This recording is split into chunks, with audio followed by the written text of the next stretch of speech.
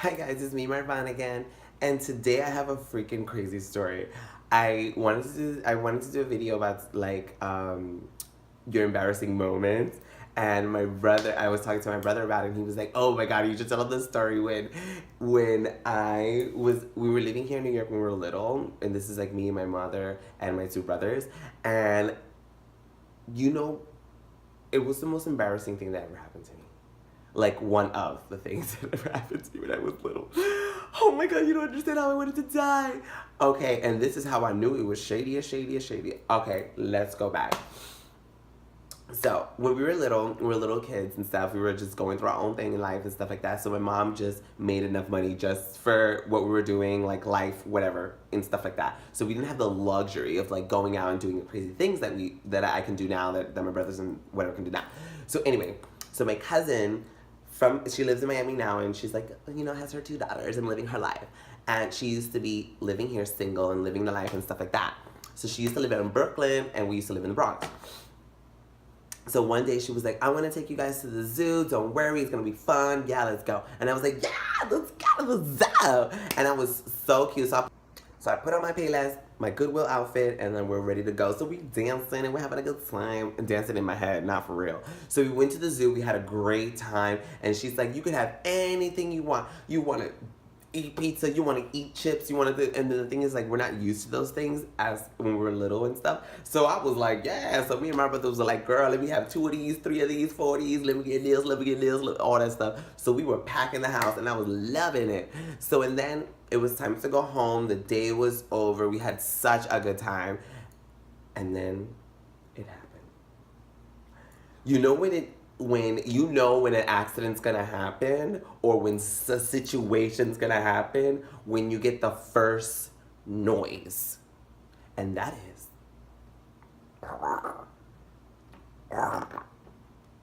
and I was like, "Huh?" I'm like, "Jesus Lord, I'm not having a baby. I am not having a baby. I am a virgin. I am not having a baby in these streets. This is not the life. This is not the life. This is not the Christian life of mine. No, it's not. Jesus Lord, help me now."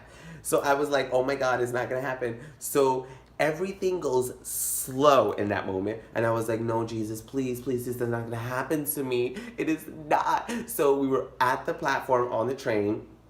You guys are familiar with New York City. It takes such a long time when you take the train at night. So this was like around 9-ish. So we were at the train, at the stop, waiting for the train station, waiting for the train. And I was like, "Oh, Jesus Lord." And there was no Uber or stuff like that at that time. There were like yellow cabs, but that's like really too expensive. We don't make that money like that. So I was like, "Oh my God, please, girl, please, please, please, please, please, please." So our train came and it said express. And I was like, "Yeah, eat it. So it's just going to take us 20 minutes to get home." I was like, "I think I could hold it for 20 minutes. And once you program your brain to say like, "Okay, I only have 20 minutes of breathing, 20 minutes of USA time, 20 minutes to sit down, 20 minutes to not breathe," because you don't want nothing to come out of your body in front of these people. So I was like, "Okay, I'm good." So we're on the train, and I told my brother, because I didn't want to tell my mom because she gets overboard with a lot of things. So I told my brother, "Hey," and he's like, "What?" And I was like, "Is your stomach feeling okay?" And he was like, "Why? I'm fine." "You have to take a shit." And I was like, "Ew, no I don't." And he was like, "Yes you do." And then he tells my mother. And she's like, "What? I know. You better hold it. You better not do that here. Don't embarrass me." And I'm like looking at her like, first of all, it was my mom in the middle, my brother, my middle brother, and my little brother he's like he's like Maggie with little Bobo pacifier. And I was like, they were looking at me like, "You better not embarrass us. You better not." And I'm like, "Embarrass you guys? You think I was preparing this? You think I wanted to plan this? You think I want to do this? Like, hello, these are like my best Goodwill pants that I'm wearing. Are you serious? Like, I'm not even wearing panties, okay?"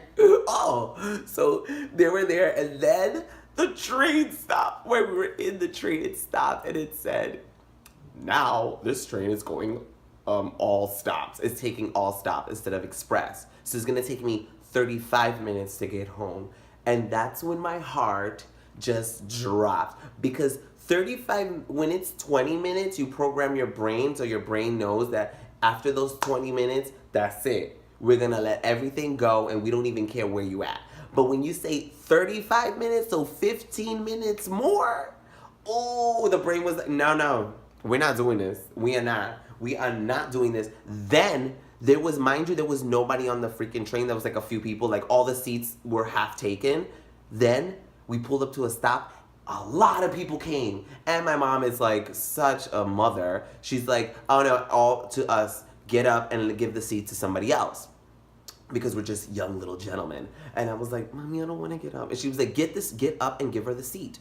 To this lady that was standing there. And she was like, oh, I still want to give it to me, it's fine. And I was like, I just don't want to get up because I don't want to make any moves. The only move that I want to make is to get up and get the hell out of this train station. I don't want to be here. She's like, get up. So I got up, and it's one of those slowly gets up, like you want to get up and not even breathe. And I was clutching on that anus. I was like, anus, please don't open the door. Like, I was like, don't you dare open up on me. So I was like, okay, calm down, girl. It's not a big deal. It's not a big deal. It's not a big deal. We're almost there. We're almost there. We're almost there. And I feel like every stop took 25 minutes. And then it started getting loud and louder and louder. My stomach. And I saw, everybody can hear it. I think they should start putting music, like nice elevator music or something like that on the subways, because you don't want to hear this. Girl, I was making so much noise and my mouth wasn't moving. Okay?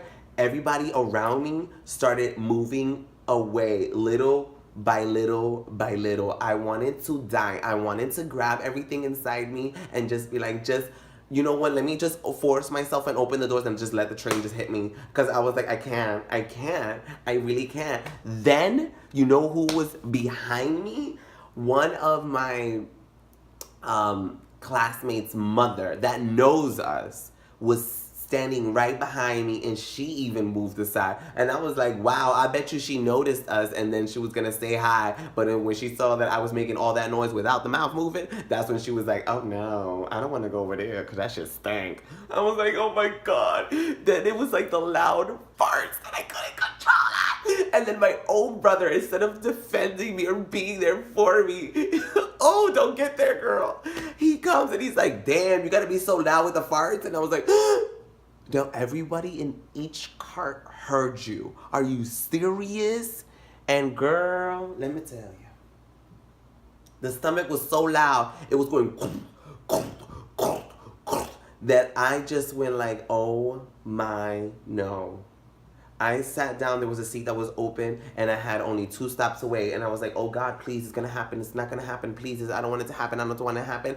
Then suddenly, out of nowhere, because I didn't know if it was going up or down, you know what I mean?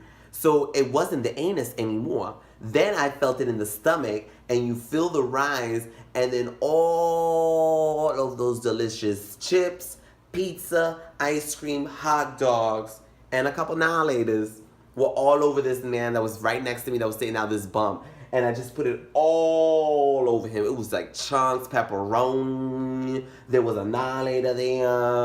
I didn't even finish that hot dog. I just swallowed it.